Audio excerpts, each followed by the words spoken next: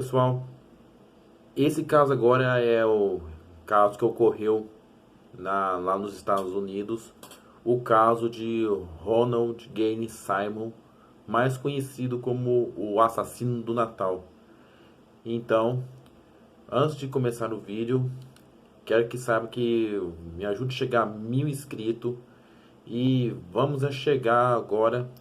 Ajude a compartilhar esse canal porque, sinceramente, nós estamos quase chegando no 1000. E então, roda a vinheta.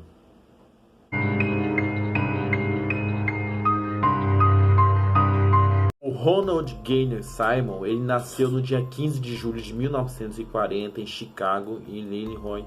Ele era filho de Loretta e William Simon. Em 31 de janeiro de 1943, William Simon, pai de Ronald, morreu de derrame. E em um ano, sua mãe se casou novamente, desta vez com William de Griffin, que é um engenheiro civil do Corpo Engenheiro e do Exército dos Estados Unidos. Em 1946, o corpo transferiu Griffin para Little Rock, Arkansas, a primeira várias transferências que levaria a família ao centro de Arkansas na década seguinte. No dia 15 de setembro de 1957, Simon abandonou a escola e ingressou à Marinha dos Estados Unidos, colocando numa estação naval em Bremerton, em Washington, onde conheceu Bersabe Rebecca Beck Ulibarri, que aliás é muito difícil de escrever o nome, com quem se casou no Novo México em 9 de julho de 1960. Nos 18 anos seguintes, o casal teve 7 filhos e em 1963 Simon deixou a Marinha e aproximadamente 2 anos depois ingressou na Força Aérea dos Estados Unidos. E durante 20 anos da carreira militar, Simon recebeu uma medalha de estrela de bronze, a Cruz de Galanteria da República do Vietnã por seu serviço como aviador e a fita da Força Aérea por excelente pontaria. E Simon se aposentou na Força Aérea do Serviço Militar em 30 de novembro de 1979 no posto de mestre-sargento. Em dia 3 de abril de 1981, Simon estava sendo investigado no Departamento de Serviços Humanos de Concord, no Novo México, por alegações de que ele teve um filho com uma filha de 17 anos e Sheila, a quem ele abusava sexualmente. Temendo ser preso, Simon fugiu do Novo México no final de 1981 com a sua família, em primeiro para Ward, Arkansas, no condado de Lonoke, depois para Dover, Arkansas, no condado de Pope. No verão de 1983, a família passou a residir em uma casa de 13 anos no Acre, pedaço de terra em 65 milhas norte ao Dover, e se tornaria conhecido como Morkbridge Hills.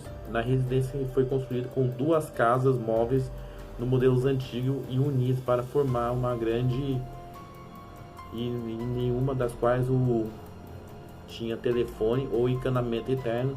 Estava cercada com a privacidade improvisada que tinha até 10 pés de altura em alguns lugares.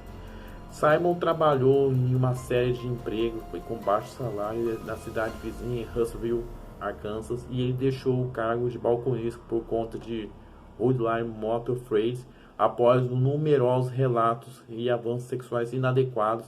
Ele foi trabalhar em Sinclair Mini Mart por aproximadamente um ano e meio antes de sair no dia 18 de dezembro de 1987. Pouco antes do Natal de 1987, Simon decidiu matar todos os membros da sua família e na manhã do dia 22 de dezembro ele matou sua esposa Rebecca e seus filhos e seu filho mais velho Gene, atirando nele com a pistola calibre 22, e depois ele matou sua neta de 3 anos, Barbara, por estrangulamento. E Simon jogou os corpos em uma fossa que ele forçou aos seus filhos cavar, que aliás o Simon não então esperou que os outros voltassem para casa. Após a chegada deles, ele disse que tinha presentes para eles, mas que ele ia dar para cada um deles. e ele matou pela primeira vez sua filha Loretta, de 17 anos, que Simon estrangulou e segurou sob a água em um barril de chuva, e outras 3 crianças, Ed, Marianne e Beck, foram mortas da mesma maneira.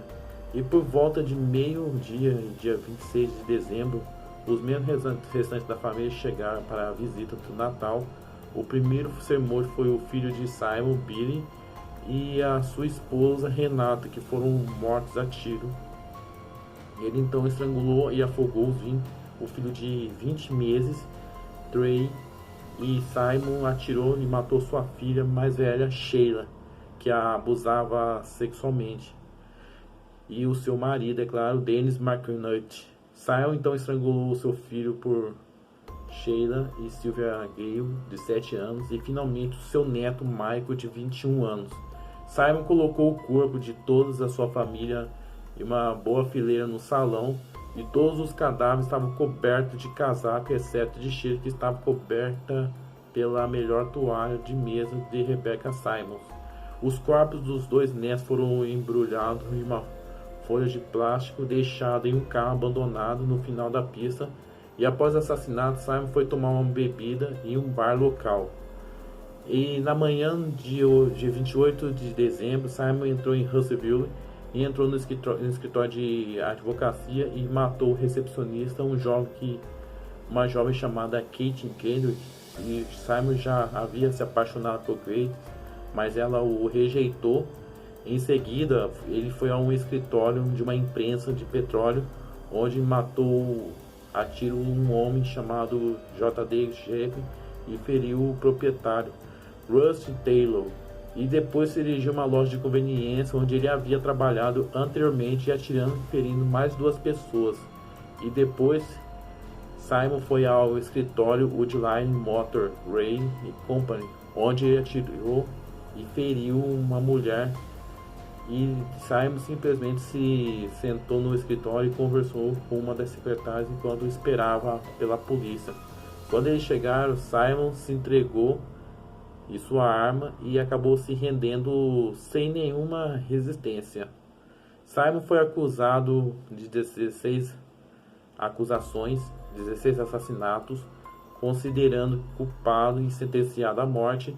Ele se recusou a recorrer à sentença de morte, afirmando para aqueles que se opõem à pena de morte, no meu caso, qualquer coisa que não seja a morte seria punição cruel e incomum.